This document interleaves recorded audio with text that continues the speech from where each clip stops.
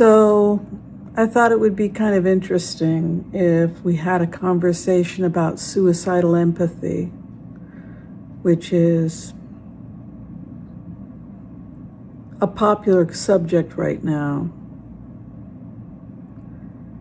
Those of us who were raised to believe we had to sacrifice ourselves for the good of others felt we didn't have a right to stick up for ourselves, chose to defend our abusers, protect our abusers, hide our abusers, because that's what good people do.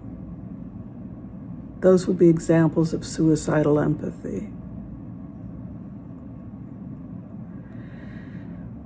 When we engage in suicidal empathy, are we helping the other person, or are we helping ourselves? Who are we helping? Suicidal empathy helps bad people get away with things.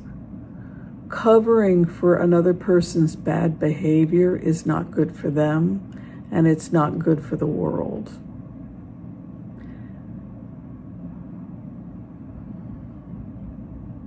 If you're in a relationship with somebody and they are physically abusing you and degrading you in some way, or if they're chronically lying and manipulating you to do things that you don't want to do, that's abuse.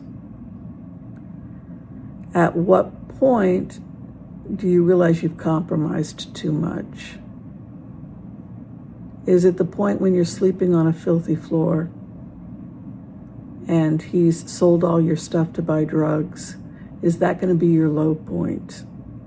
Or pay his bills or whatever? What's your breaking point?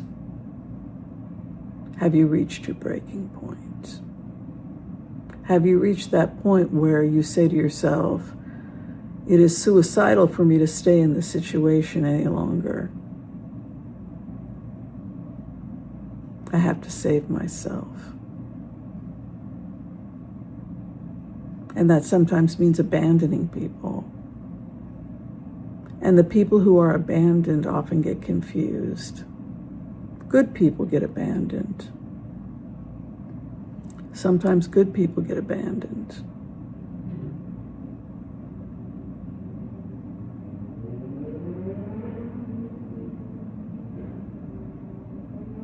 If you're feeling isolated, if you're feeling like you're alone, if you're feeling like you're a good person and you just want your abuser to get help for himself, and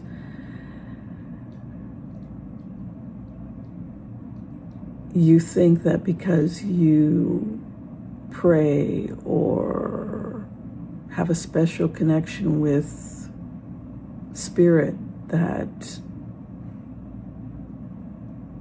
you can change an abuser, that's narcissism. That is another form of narcissism. And the narcissistic dance that can happen in abusive relationship. The codependent can also be a narcissist. A narcissist that believes that she can save him, that's narcissism.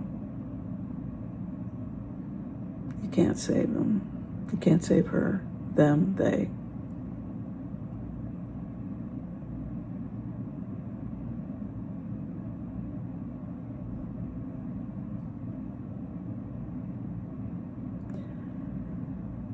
Yeah, so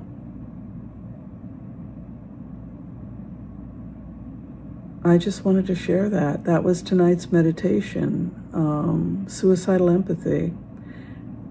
And it has to end in a relationship like that. Either they go or you go. Sometimes it ends violently, where the abuser takes the life of the victim.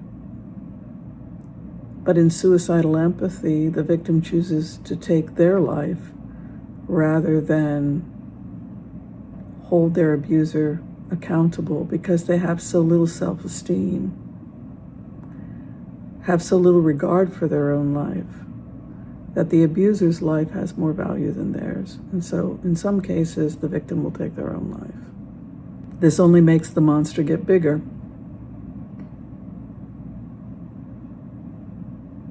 Because they go unaccounted for.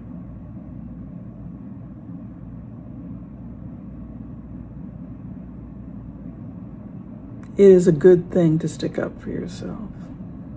It isn't pretty. Sometimes it's embarrassing. But you gotta laugh about it afterwards. I mean, come on now. But there's healing on the other side of that. Yeah. And humor. And on the other side of the nervous breakdown,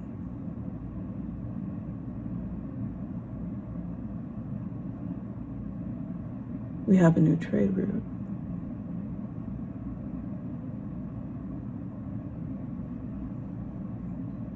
Yeah.